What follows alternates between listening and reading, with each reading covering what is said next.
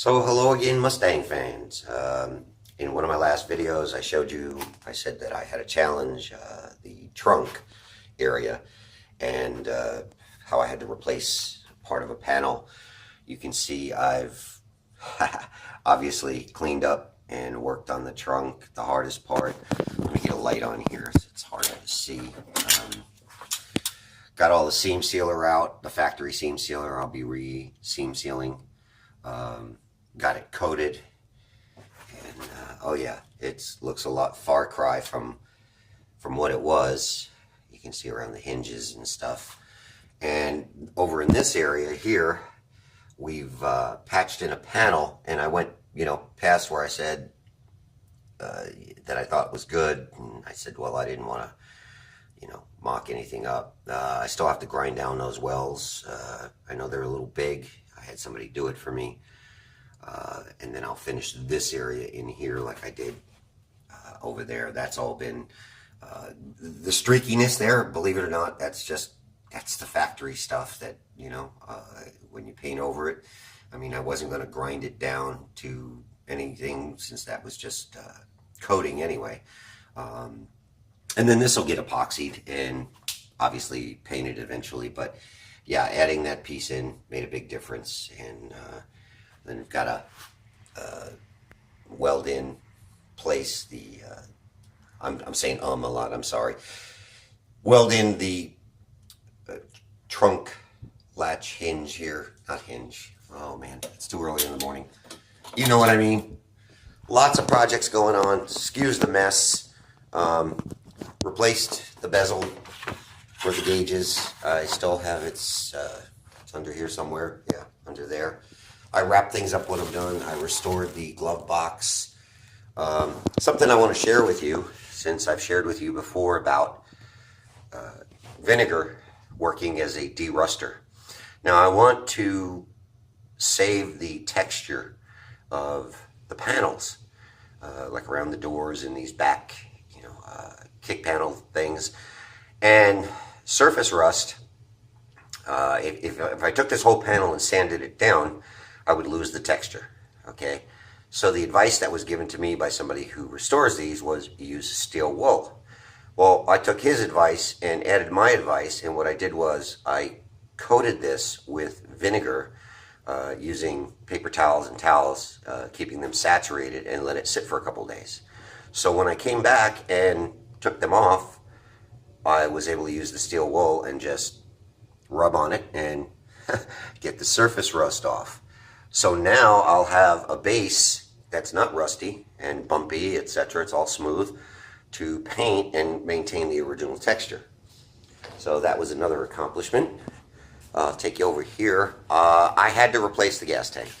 After soaking that one in vinegar for days inside, it was just in poor shape. You can see it's masked because I painted it. I painted the bottom first. I'll show you. The bottom's all painted nice and sealed. When this goes back in the trunk, it'll get epoxied like everything else, and obviously painted. Another little update. If you remember how I derusted the glove box door hinge, that's been repainted. I think that came out pretty nice. And little bonus, I was going through my bins of parts that I received when I bought the car, and found these two pieces of rusty metal, and I had no clue what they were. I was thinking they were part of the bumper brackets or whatever. It just didn't click. And you see, I didn't want to clean them up and paint them if they weren't really for the car. Well, they were, so that's why it's cleaned up and painted, and that's one piece. I'll show you where they go. It's the export brace. This one's just lightly in place. I've got one bolt on each side just to see, and this one here just goes on the other side. So yeah, they came out nice. I derusted them and painted them. So that is another new thing. Another new thing. New power steering pump. Why do I have a new power steering pump when the old power steering pump worked fine? Well, I did a dumb thing. and we do that sometimes, of course. I did not like the way the rear hose was butted up against, and maybe hard to see, but it was butted way up against the oil pressure gauge, sending unit. And I decided to start bending on the tube that comes out of the, let's camera focus there. And you see, I broke it right off the back. Dumb move, dumb move. As I was doing it, I was saying to myself, don't do that. Don't do that, it's gonna break. And it did. And I had, obviously, power steering fluid, the same as training fluid, pouring down the back. And so I got it out of there quickly. But since I had that out, it allowed me to paint the bracket properly. Having trouble with focus here, so that looks better. And got a new one, put it in, everything's good. It also, at that time, you know, I did some rewiring to the coil, firmed it up a little bit because I didn't like the thin little wires, and I used shrink tube on them to protect them. Another thing here is another little bonus, if I can get over there, was I found these. And again, didn't immediately jump out at me what they are. Okay, at first I looked at it and went, is that some kind of seat bracket or whatever? Happened to be going through some videos and looked and found they are replacement brackets for holding the alternator, and they're chrome, so they dress up the engine bay. So another little bonus. As I go through these boxes and bins, I find little tidbits and things that, you know, inventory. There's just so much to this car. What you see back here is parts that are on deck waiting. There's my finished heater that I put back together, put all the gaskets in and everything's lubed and ready to go. The little boxes are actually the parking lights and tail lights. They were destroyed. Excuse me, not restorable. And also a new faceplate for the heater controls. Another thing I had to get, I'm going to pull these out and show you, is taillights. When I unwrapped the taillights from one of the bins, it was wrapped similarly, and I thought, oh good, he protected the taillights, and as I took them out, it sounded like cornflakes, meaning the rust was just ridiculous. So, had to go new. You know, as I've said before, what I can restore, I restore. What I can't, I can't. I don't know if I've shown this in the video before. I took the quarter window out because it made it easier for me to do certain things. I'm going to do the same on the other side. Everybody says don't take the quarter windows out. Oh my God, they're horrible. It's not that bad. I've removed the headliner in preparation for doing the interior prep. I'm not going to be putting in the interior until after the car's painted and everything like that. But I have to prep because I have to paint the dash and the steering column and the pillars. So I want that done. Seal up the floor and everything, and then once I'm finished working on the doors will come off. And you say, well, why would you work on the doors while they're still on the car? I will show you why.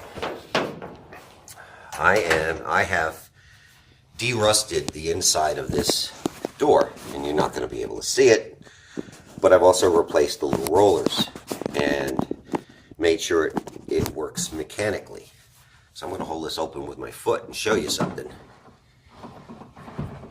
The door, the window goes up and down nicely with the new rollers, de-rusted, greased, and it was much easier to work on this way and get in to where I needed to get in to both ends, all through to derust and everything, than it would be to lay it on its back and try and slide my arm through. I mean, this, you can see, I'll show you. Well, let me raise the window again.